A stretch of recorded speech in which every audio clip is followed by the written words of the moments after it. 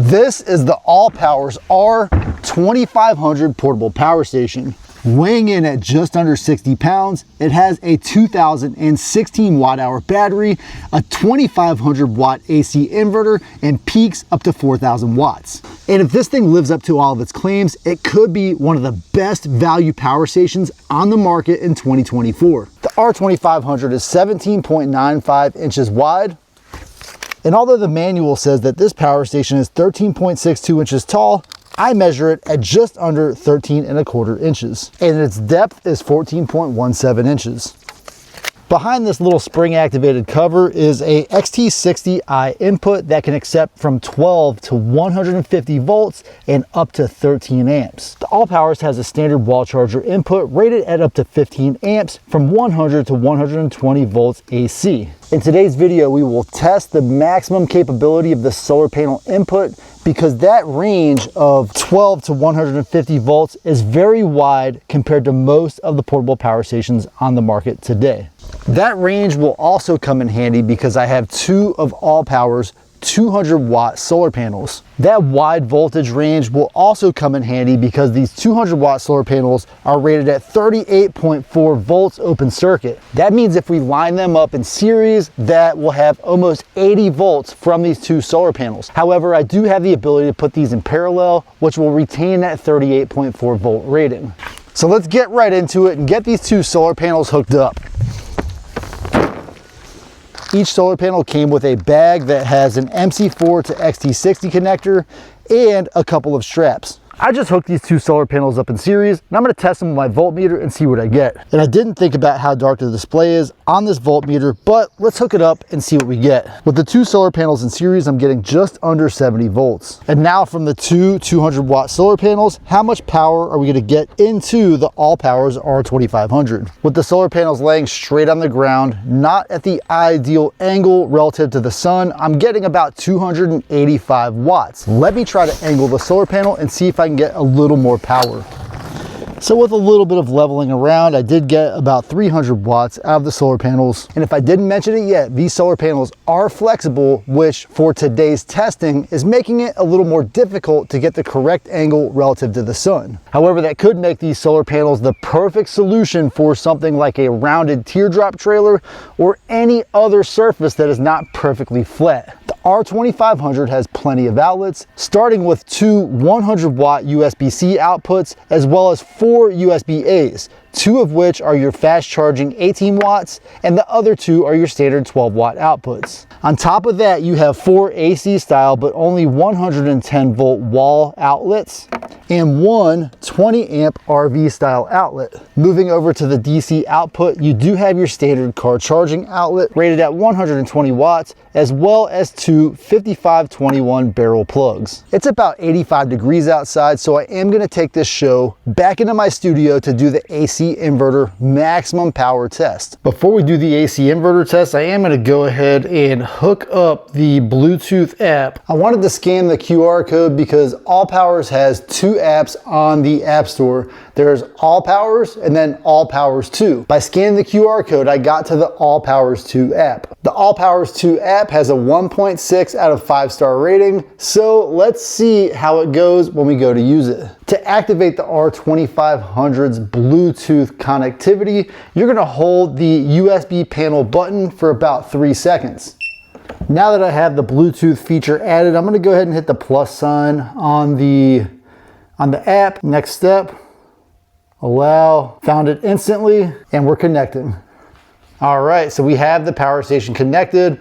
It looks like the information on the Bluetooth app also matches what I'm seeing on the display here. Now let's plug in the AC outlet and see what kind of power we get into the device. And this thing bangs straight up to about 1000 watts, and the fans have kicked on. It sounds like the fans from an old desktop computer. Doesn't really sound like it's moving a lot of air, but it does sound like the fans are moving pretty fast. The sound of this fan reminds me just a little bit of what it would be like to be near a swarm of angry bees. It's not super loud, but it just has a strange hum to it. Activating the mute mode on the app lowered the input wattage to about 630 watts, but I still hear that angry bee sound. It's not super loud, but it is something that would definitely mask other sounds. Let's try to do fast mode and see how fast this thing goes.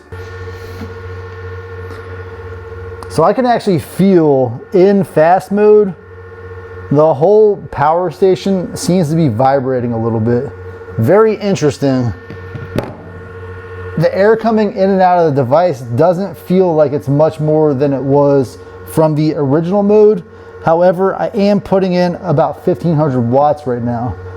But this vibration is, I don't want to say it's concerning. It is a little strange to me that I have so much vibration from the device. The power station is in pass-through mode right now, and I'm getting about 118 volts to the AC wall outlets. This doesn't really surprise me just yet. However, I have seen in other reviews that once you put this wall outlet into a high state of load, the voltage will drop. So I've gone ahead and disconnected the wall charger from the power station. I'm just gonna go through and start activating a series of water boiling devices that I have. Each one pulls its own separate amount of power. The first one pulled about 350 watts. This one pulls about 1,000 watts. That brought us up to about 1,300 watts. I think I can max out that 1,800 watt capacity by turning on, and those fans are going wild.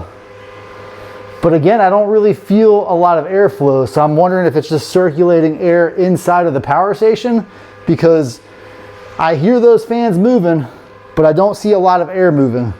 But I'm just under that 1,800 watt load, and the reason that I'm most surprised with this right now is the other tests that I've seen have shown that this thing will drop to about 110 volts when it's under a high load. In this case, I have not dropped voltage. I'm sitting at about 118 volts and about 1,800 watts of output.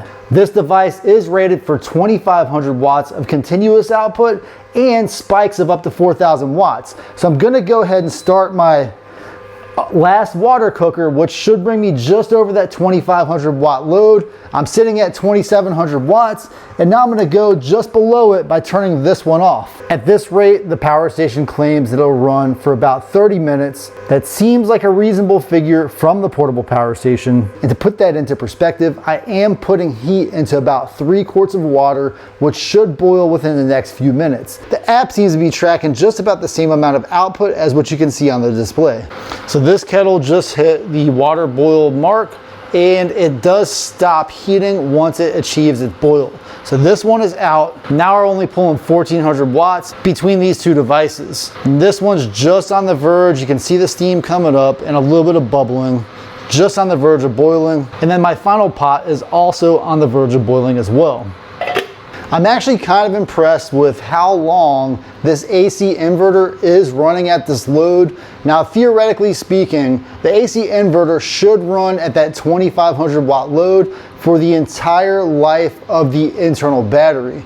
I ran it for a few minutes, just long enough to boil that water. It's still going, no problems. I'm gonna go ahead and call that a success on the AC inverter test. What I want to do now is top this battery off and see how much power I can get from the battery using its 0.2 C or 0.2 capacity state of discharge, which for this power station should be just around 400 watts. And while I recharge the battery, I'm gonna let all this water cool down before I move it. That way I don't spill boiling water anywhere inside of my studio.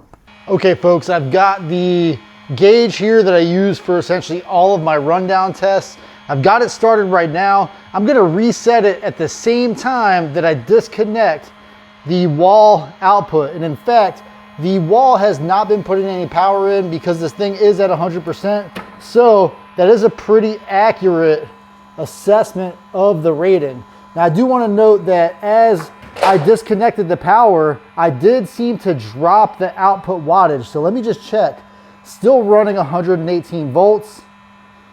And what I want to do now is let this go and see how many kilowatt hours can I get from this 2 kilowatt hour battery. Well folks, we got 1,659 watt hours from this 2016 watt hour lithium iron phosphate battery. That was an efficiency rate of about 82%. Some of the things to keep in mind are that when the fan is running, that power is obviously taken from the battery, but it's not converted into AC output.